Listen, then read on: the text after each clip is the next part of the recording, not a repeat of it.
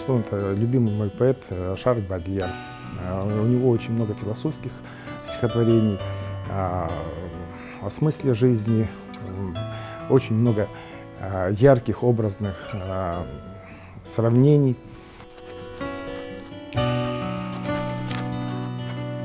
Я встретил женщину среди уличного гула, в глубоком трауре прекрасна и бледна, поддерживая трен, как статуя стройна. Само изящество она в толпе мелькнула.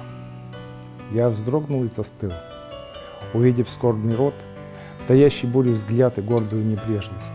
Ты чувствовал не все, и женственность, и нежность, и наслаждение, которое убьет. Раздался взблеск и мрак, видение красоты, твои глаза на миг мне призрак жизни дали. Увижу где-нибудь я вновь твои черты, здесь или только там, потусторонней дали.